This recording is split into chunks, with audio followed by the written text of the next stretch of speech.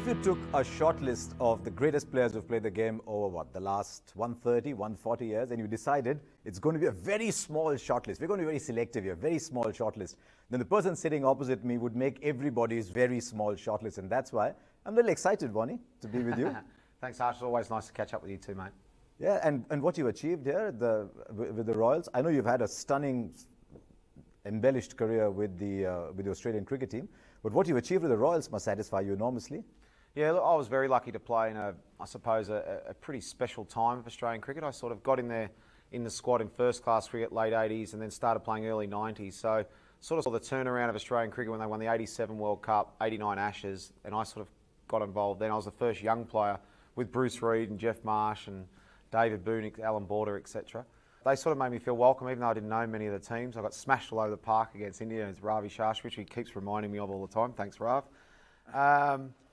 But then we sort of got a squad together where a few guys retired, but we got some good people. McGrath came a couple of years later, and then a few more, and all the names sort of came in. But then that sort of mid-period from about 94, 95 to 2005, 6, around that time, a 10-year period, we beat everybody home and away, which was a pretty amazing achievement. So I was pretty lucky to play in a good era of Australian cricket.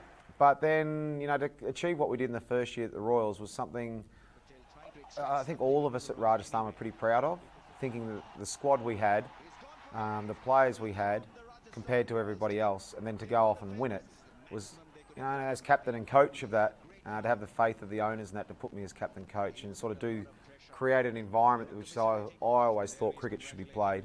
I suppose it was justified in a certain way because we won it. And we've actually got the same spirit in the group this year, but we've got a tough finish to go. The one thing that strikes us about the Royals, and I've been very lucky to follow the IPL over the years, is that the Royals as a team, man to man, should not have made a single semi-final. And yet they've consistently punched above their weight. They've surprised people. People who didn't have great records in the Ranji Trophy suddenly play for the Royals and they play like bigger players and we've seen them. Mm-hmm. What is the secret to making players punch above their weight? I think you've got to be better planned than everybody else. You have to have better tactics. And you have to actually make these guys believe it's the right tactic. Yeah, but it's easily said. How do you get them to do it? Because I'm imagining I'm Menaria. I'm 19 years old. I'm bowling to Tendulkar. My captain, who's been a legend in the game, tells me, listen, you can do it. So he's done his job. But how do you get him to believe? Well, you ask him the questions. I basically, in that situation, was how do you think you'll get him out? And he would say, well, we'll hit one up in the air. I said, no, okay, let's work out how we're going to get him out. So we try to work it out and think of plans. Where's he going to try and hit me? All those sorts of things. So we try to come up with something like that. But you've got to get the players to buy in and believe it. If they don't believe it, they go, oh yeah, sure, I'll just hope. Then you've got no chance. So once you sort of convince them that it's the right tactics and you talk about it and you speak about it, right, so if you do this and he's going to try and hit you over mid-off, we bring mid-off up, he might try and go, he might hit you for 6, but he might miss it. So little things like that to get them to believe. So it's not just a leader saying, do it this way. No. Not at all. And I think that's really important. And I think back to, it took me a while to understand Indian culture and the way they think. It wasn't until I'm sitting down with these guys over lunch or dinner and by the pool and talking to them all the time, understood the way they think. So that actually helped me try and get them to believe what we're doing was right. How do you, a lot of those boys wouldn't know English too well. No. Definitely wouldn't know Australianism. No, there's also been a few times where, I remember a couple of times with Cameron Khan, we had to put Munaf Patel next to mid-on because in 2020, obviously, like all teams do, you have set plays for certain deliveries, and when you go, slow ball, third man, fine leg come up, all those types of things. So there's a couple of times I'd say to Cameron, okay, what are you bowling? Bouncer? Yes, sir. I said, okay. And then it'd be a slow ball outside off stump, so he'd set the field, and then suddenly go, what happened? Yeah. So there's occasionally that would happen, so there's a bit of a breakdown in communication there, but we have a bit of a laugh about that. I think the key to the whole creating an environment where everyone feels the same and everyone feels equal. I remember one of the first sessions we had with Sid Trivedi. He was bowling and he'd bowl for about half an hour and it was hot. I said, I think you've had enough, mate, you're bowling pretty well. He goes, what do you mean? He said, I normally just bowl the whole session. I said, well, what for? That's just doing it for the sake of it, unless you've actually got a point you're practicing on, whether it be wide Yorkers or slower balls or bounces or slow ball bounces, whatever you're working on. Fine, keep going until you're happy, but don't just do it for the sake of it. So I think early on, in the first year, having those things like that, suddenly they gained respect by the way, just you communicated with them and you made them feel important. But it's, at the end of the day, it was my call on a few things, and there was a couple of tough decisions made in the first year that I think I gained the respect of the group pretty quickly, and that was really important. And those tough decisions, were you going and doing it yourself, or getting There them was to one believe in particular something? decision which I think really set the tone for the rest of the series, without trying to give names away or details. It's very tough to make a squad, to make the final squad, and there's always disappointments from players that miss the squad. And we were getting a little bit of pressure from certain people about playing certain players, and I said to the owners, who I'd only really known for about 10 days, I said, look, that's fine. If you want X player in the squad, that's okay, but put me on QF9 because I'm going home. He said, what do you mean? I said, well, we've worked hard to get this squad together, and these guys are all here on merit, not because of anything else. So these guys are here on merit. And I think that's important because everybody knows that one or two players might be in the squad because of certain people they know and those types of things. And I just said to the owners, look, that's fine, you make the call. It's either me or you want this guy in the squad, you put him in the squad, or these two guys in the squad, you put them in, and I'm out. Simple. And they said, you serious? I said, well, yeah. I am, yeah. So I think in the whole group straight away in that first year, it was, geez, hang on. We're all here on merit. So that made them feel good straight away. The way they got treated at training, the environment we created about having fun, enjoyment, no fitness coaches, no big team meetings. It was all about enjoyment and fun and sitting around and talking about the game of cricket. And I think just when you're sitting talking about cricket, you just pass on everything you know. Is there too little of that? Is there too little of that? I think there's a lot too little of that, and that's because sometimes you have job justification, whether it be from sports psychs. I'm not saying there's not a role for them. I think there is at the right time. But you don't need a support staff of 25, 10 people, to run ice baths, to do fitness, to do that. If the player's getting paid good money to play international cricket and the opportunity to play IPL or international cricket, the guy's going to look after themselves. And if you keep making people do stuff, they sort of rebel against that. No one likes being told, right, training's this time, go to the gym, we've got a fitness test, all that. No one likes being told to do that. But it's up to you if you want to do it or not. It's different because you sometimes feel, gee, I better do this, So they actually train harder by not being told to do it. But it's interesting you say that because your style would probably work very well with a driven cricketer, someone who's got a fantastic personal work ethic. But not every player is like that. No. So there would have been players whom you've got to tell, listen, you better do this. Or do you never do that? No, because at the end of the day, cricket is a performance-based game. And if you don't perform, you won't play. Okay. So if these guys don't want to go to the gym, you can get stronger. If they don't want to do fitness and they're going to get tired after a couple of overs and they can't run in the field or run between the wickets, then the performance will suffer. They won't play. So it's up to these guys if they want to do it or not. And then you find out who the really hungry cricketers are, and you find out who really is passionate about it. One of the boys who played under you said it was the first time ever he'd been told he was a match winner. He said, I never knew I was considered a match winner.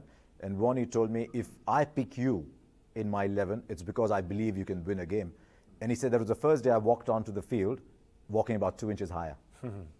Well, Yusuf is one of those guys. He's, I think you're talking about Yusuf, I would presume. Actually spoke about, this was actually a much lesser player, Abhishek. Ah, right, okay. Well, and he said, I was invited to meet him in London. He said it was a big thing for me to meet him in London. Yep. And he knew my record. He said he knew my record. And it's never happened to me in my life before. But Yusuf's a good example because he really became the player he was with you in the Royals.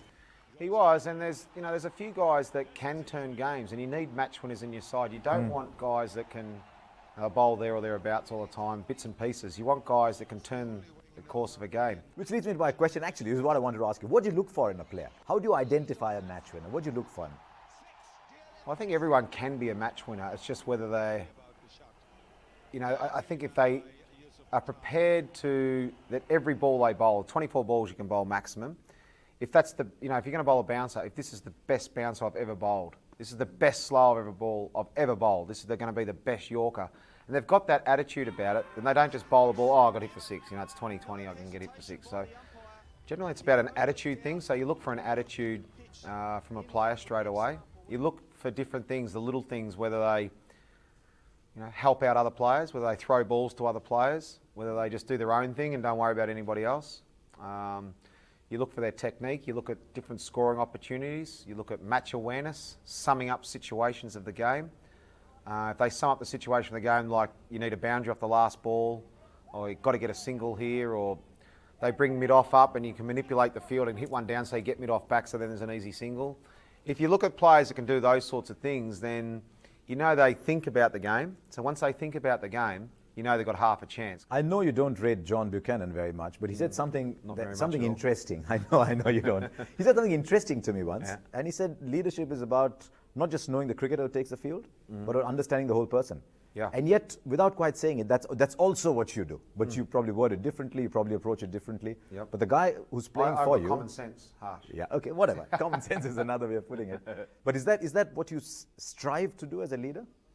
Yeah, I Just think understand the person? Well, look, it's a real difficult one sometimes as captain because you want to be their friend. I think it's important to be their friend and let them know, because once you build up a friendship and a trust, then you can talk direct and be honest with them. You know, if you're honest and direct to them and you haven't really built up that trust, you can become a dictator. And there's a big difference between being a dictator and their friend. It's a lot easier to accept criticism or a decision you might not like off a friend. But you still need to keep that distance as a captain to let them know that you're in charge. You know, you're talking a bit like Jack Welch and General Electric and about leadership. And it's amazing how similar what you're saying is. Is it always you as captain, or is it consensus, or is it a democracy? Captaincy? I'll ask a lot of the guys. We're very lucky that we've had, you know, guys like Graham Smith, Rahul Dravid this year. I've loved playing with Rahul. I really have admired him as a player for a long time. I knew him pretty well, not really well, and I really enjoyed playing with him this year. He's just such a class act. India have been so lucky to have someone so well to watch him prepare the way he does, to watch him talk to the younger players. He's been great to bounce a few ideas off as well. But sometimes in 2020, with the way the field is, it's very hard to talk to a lot of players about, hey mate, what do you think? So you sort of look around and just have a think, and sometimes you might have to run up or halfway through the over, sort of a bit of sign language. Do you think, you know, Harsh or me, which one next over? What do you think? Is your captaincy an extension of your bowling? Probably. Yeah. Yeah, it probably is. Good question. I've never been asked that. It probably is. It shows, I suppose, how I think when I'm bowling. And you know, I'm not going to get it right all the time either, as I said. You know, I'm going to make mistakes. But I think you can only be judged over a period of time. And over a period of time, I'd like to think that I've made, you know, with my bowling and captaincy and things like that, that I've done some... It's come off more times than it hasn't. Look at the Royals, Warne, and I think you could have spent 3 years thinking what you don't have. Yep. Instead, I get the impression, and I'm looking at it from a distance, you've looked at what you have. And that's a big lesson for everybody else, that you always look at what you have rather than what you don't. Exactly right. And that's spot on, because you can't change what you've got. It's like the past. You can't change what's happened in the past. And if you sit and think about what's happened in the past, you know, if I thought about what's happened in my past, I could be in a straitjacket in a padded cell somewhere, but I can't change it, so I don't spend any time worrying about it. You know, it's what I'm doing now and in the future. So for our guys, it's about just thinking on their feet, not worrying about we haven't got this or we haven't got that. It's about, this is our group. Let's come together as quick as we possibly can. Let's enjoy each other's company, create an environment that we all have some fun and enjoyment. And you know what? We're all we're going to enjoy it when other people have some success. And because I know I'll get my turn eventually. Is there a regret that Warne, the leader of Rajasthan Royals, could have been Warne, the leader of Australia? No, not at all. No? Because, no, I was very lucky to play on a couple of good captains. Alan Border was fantastic when I first started, and Mark Taylor was probably the best captain I played under. His communication, I thought his tactical... What you look for in a leader? It's an interesting one. I've always asked you what you look for in a player. What do you look for in a leader when you are the player? The same thing? Trust, honesty? Very similar. I think you look for a guy, someone that's going to back you. Now, someone says, you're the man today, mate. I believe you're the man. You're the one. We need you. If you perform today, we'll win. And so someone that always backs you no matter what. I think their communication, their honesty. The feeling across was that maybe Warne, the person, in the eyes of some, came in the way of becoming Warne, the captain. That the suits in the boardroom said, would it be almost embarrassing if we had Warne, the person, as Warne, the captain? Do you think that was true? Does that rankle somewhere at all? That yeah, no, probably. I would have made a great captain of Australia, maybe? Well, I think the captaincy seems to bring out the best of me. And, you know, I didn't get my opportunity, so be it. I think the suits and ties and all that sort of stuff, that was probably fair. Because I've been through a few things there which, you know, I made some poor calls and some poor choices. So it was probably right for the way they were thinking, saying, you know, it's too much of a risk.